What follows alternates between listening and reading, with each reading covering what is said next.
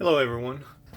This is a quick update regarding infection control practices that we are going to be implementing in regards to managing patients with respiratory distress with suspected COVID-19. Now, this doesn't necessarily apply for every patient, but we're going to be talking about our filtering system for our mechanical ventilator and our BVM mask and nebulized medications. Nebulized medications pose a particular risk to us as EMS providers because it's aerosolized and you've got it going everywhere in the ambulance. Also, BVM ventilation poses a significant risk to us as well because we're generally closer to the patient when we're performing BVM ventilations.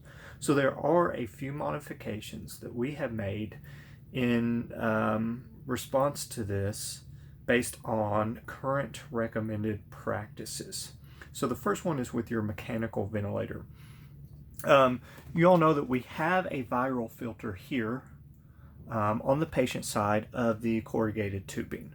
Now this should filter out 99.99% of viral pathogens. However, we don't currently know the exact particle size of COVID-19. What Hamilton recommends and what the WHO recommends is that we also have filters here. You will see that I have placed viral filters both on the exhalation valve, or the exhalation valve and the inhalation valve right here. As of right now, our supply of viral filters is a little low.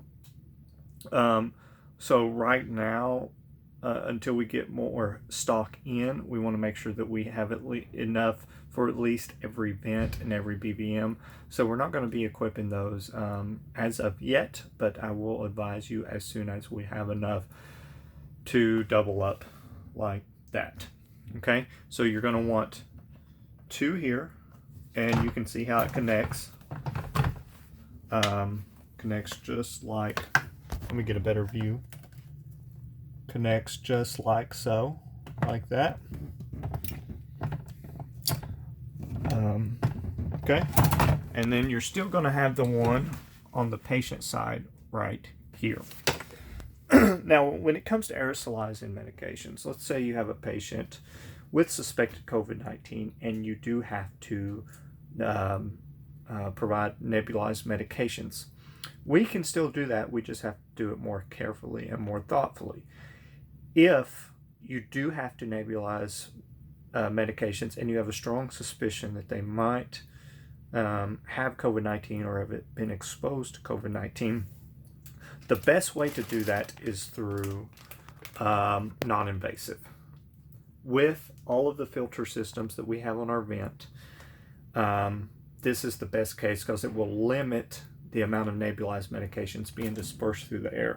This would not be true if we didn't have a closed system.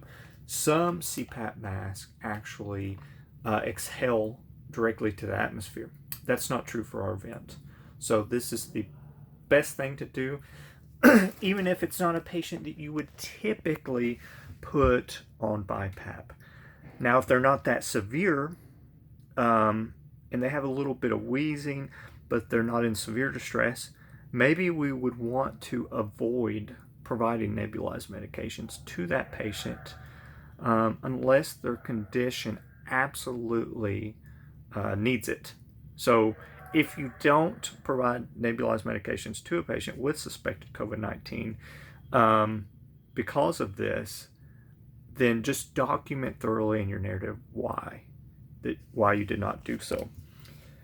However, if you really feel the need and you have a high index of suspicion that they have COVID-19 or have been exposed to it, and you want to nebulize medications without using non-invasive ventilation, a mask probably isn't the best thing. Honestly, there's not a good thing, but this setup right here might be the best option that we have. You add a filter on the exhalation side of your TP sneb. That might be the best. Now, the patient can still inhale and not exhale directly through this, but you want to encourage them to do so.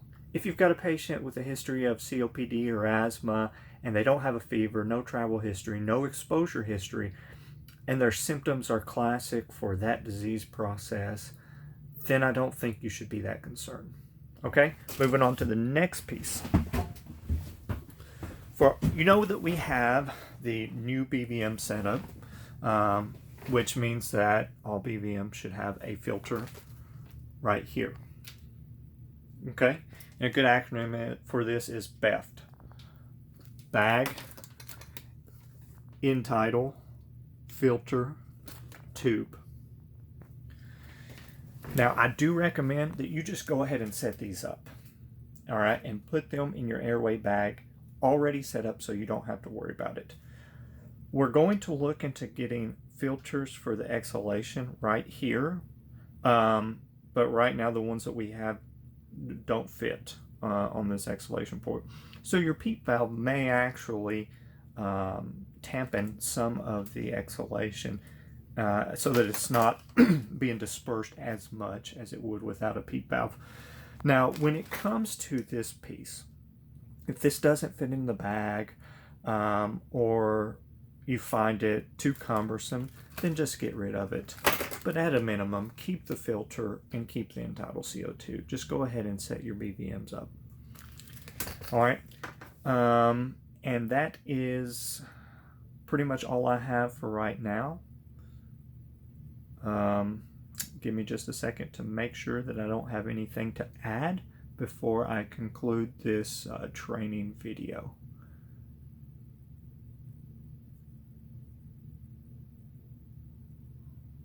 Also, when you're BVM ventilating, I knew I would have something else to add. When you're ventilating patients with a BVM, ensure that you have a good mask seal, okay? The best way to do this is by monitoring CO2 with BVM ventilations. You don't want to leak, all right? You want it to be as much of a closed system as possible. So more prudence is required, more so now than ever, with ensuring that you have a good bag seal.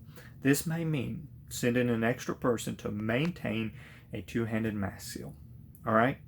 So I hope this was helpful, and I will send out an email as soon as we get enough viral filters to go on every single ambulance for this setup.